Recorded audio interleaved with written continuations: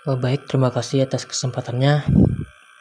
Pada malam hari ini saya ingin memaparkan serta menjelaskan mengenai tugas dari tipologi, yaitu membangun kos-kosan. Namun sebelum itu, izinkan saya memperkenalkan diri terlebih dahulu. Nama saya Novario Nathaniel Marnata dari kelas 4C Arsitektur Bangunan Gedung. Baik, saya langsung saja menuju ke pembahasan. Nah, tentang lahan. Lahan saya itu berada di Jalan Ampera, Gang Purwonjati, Pontianak Kota, Kalimantan Barat. Site yang saya pilih memiliki ukuran 531 meter persegi yang jika disesuaikan dengan persyaratan dia sesuai. Lokasi site saya rasa cukup strategis karena di Jalan Ampera tersebut memiliki 2 universitas yang menjadi target utama bagi penghuni kos-kosan nantinya. Site juga berada menghadap ke arah barat laut pada bagian depannya. Baik, untuk konsep yang saya coba terapkan pada bangunan nanti adalah konsep bangunan modern natural, di mana bangunan modern natural adalah pendekatan desain arsitektur yang menggabungkan elemen-elemen modern dengan unsur-unsur alam. Konsep ini berfokus untuk menciptakan ruang yang harmonis antara manusia dan lingkungan sekitar dengan memanfaatkan teknologi dan desain kontemporer untuk menghadirkan kenyamanan dan estetika yang ramah lingkungan. Berikut adalah site plan dan detail lantai 1 saya. Dapat lihat untuk entrance dan exitnya itu adalah pada area tengah, satu jalan saja. Di site plan saya menyediakan area parkir motor pada sebelah kiri layar, dan sebelah kanan ini terdapat area parkir mobil. Dan dapat dilihat di sini bagian entrance juga langsung pada bagian tengah menghadap dengan pintu masuk dan keluar dari site. Di dekat entrance terdapat warung, yang dimana warung ini memang sengaja saya letakkan sini karena memang warung tersebut dapat digunakan oleh warga tetangga juga. Di samping warung terdapat owner room, karena owner room ini saya pikir yang akan mengelola warung tersebut.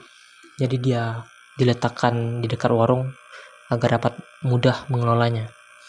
Nah, setelah masuk ke entrance dapat disambut langsung oleh ruang terima tamu, yang dimana ruang terima tamu ini menghadap langsung dengan area kolam, yang dimana di atas kolam itu langsung void tembus ke atas, jadi voidnya terbuka. Pada bagian sebelah kiri layar saya ini adalah ruang-ruang yang menghadap ke arah barat, yang dimana kalau ruang menghadap barat itu notabene panas, maka saya letakkan ruang-ruang servis yang tidak terlalu banyak dilalui oleh aktivitas seperti WC, gudang, dan dapur. Di dekat dapur terdapat ruang makan, dan sisanya adalah kamar-kamar standar lah. Terdapat 8 kamar pada lantai 1. Untuk mengakses ke lantai kedua juga saya sediakan tangga di sini. Nah, ini adalah lantai 2. Pada lantai 2 terdapat balkon. Ini balkon yang dapat diakses oleh semua orang ya, semua orang-orang di kosan tersebut, karena memang sifatnya dibuat seperti itu. Kosan pada bagian yang terdapat pada kursor saya ini adalah balkon yang dipergunakan untuk nongkrong, untuk bersantai, karena balkon tersebut menghadap ke arah selatan, yang artinya dia tidak langsung menghadap matahari, jadi tidak terlalu panas dan bisa untuk digunakan sebagai tempat nyantai. Sedangkan di area yang saya tunjuk ini sebelah kiri terdapat balkon lagi, namun dia menghadap ke arah barat, yang berarti dia langsung menghadap matahari dan panas. Itu saya sarankan untuk dijadikan ruang jemuran. Dan sisanya juga terdapat kamar-kamar. Nah, di sini tetap ada dapur karena saya pikir penghuni-penghuni di lantai 2 ini juga bakal malas sih untuk pergi ke dapur bawah.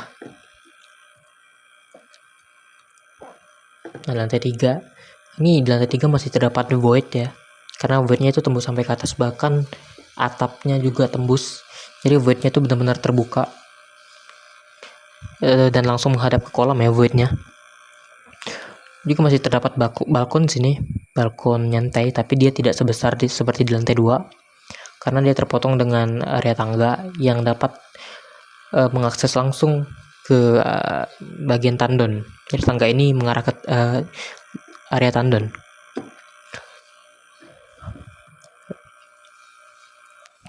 Ini adalah denah atapnya. Nah, dapat lihat sini denahnya bolong. Jadi dari sini sampai ke bawah itu dia bolong, dan paling bawahnya itu adalah kolam. Ini ada tangga yang tadi di lantai 3 yang dapat diakses langsung menuju ke area tandon ini. Berikut adalah tampak depan dari bangunannya. Ini adalah tampak belakang. Ini adalah tampak kiri. Dan ini adalah tampak kanan. Nah, ada beberapa analisis yang dapat dibahas pada kesempatan kali ini. Yang pertama adalah orientasi bangunan.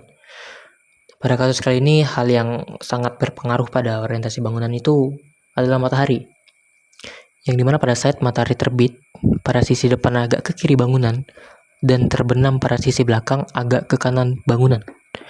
Hal tersebut memicu peletakan ruang yang lebih terstruktur, di mana pada sisi yang menghadap barat akan didominasi ruang-ruang yang bersifat service, dan sedangkan pada sisi timur akan diisi ruang-ruang yang mewadahi aktivitas relaksasi seperti ruang tamu dan kamar, dan lain-lain. Analisis kedua itu adalah kolam.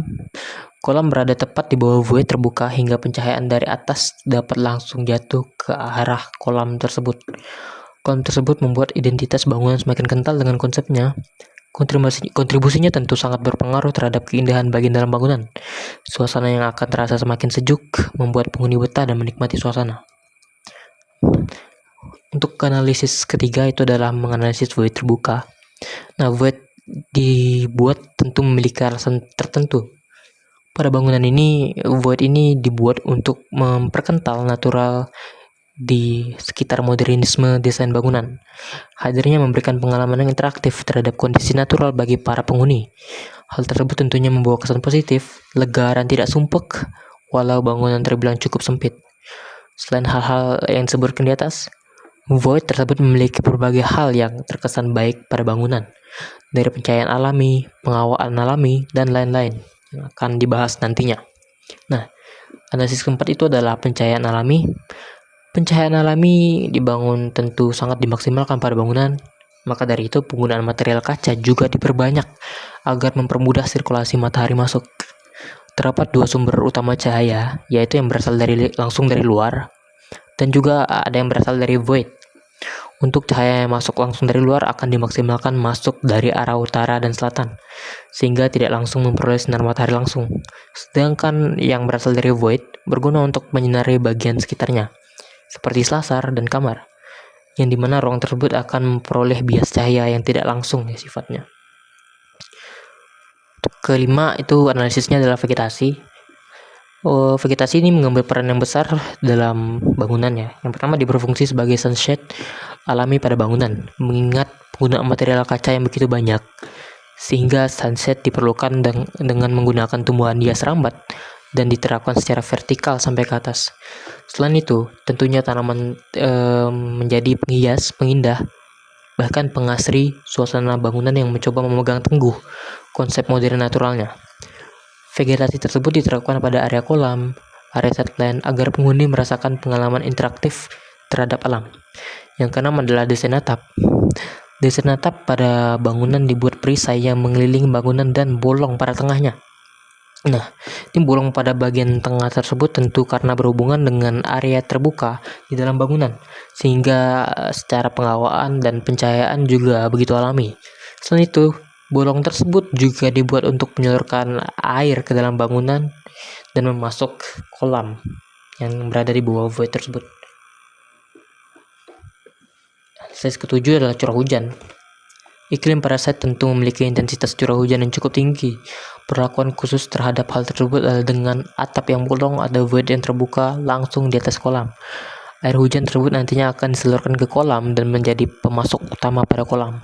Hujan yang melalui void juga membuat kesan segar, damai, dan natural di dalam bangunan. Analisis ke-8 adalah tandon. Tandon diletakkan pada bagian paling atas bangunan sehingga pendistribusian air dapat dilakukan secara vertikal alami atau tanpa pompa, sehingga nantinya dapat menghemat pembiayaan. Analisis ke-9 itu adalah material. Penggunaan material didominasi dengan beton expose yang nantinya material tersebut meninggalkan kesan elegan dan modern. Selain itu, material lainnya memiliki sifat yang terkesan alami, seperti contohnya pada plafon yang berupa kayu custom. Analisis ke-10 atau yang terakhir itu adalah balkon. Ya, terdapat dua jenis balkon yang tersedia pada bangunan. Hal tersebut dipengaruhi ke arah mana balkon tersebut menghadap. Yang pertama adalah balkon yang menghadap selatan. Nah, yang menghadap selatan ini tidak langsung menghadap matahari, yang nantinya akan lebih baik untuk dijadikan ruang bersantai. Selain tersebut, balkon yang menghadap selatan tadi juga menghadap jalan, jadi memiliki view yang lebih lah. Dan balkon yang kedua itu yang berada di sisi barat, yang berarti dia menghadap matahari langsung. Dan pada balkon tersebut lebih baik untuk dijadikan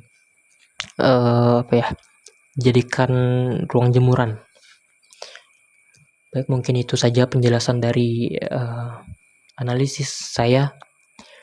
Namun sebelum itu saya ingin memaparkan hasil renderan saya. Ya, selamat menikmati hasil renderan saya.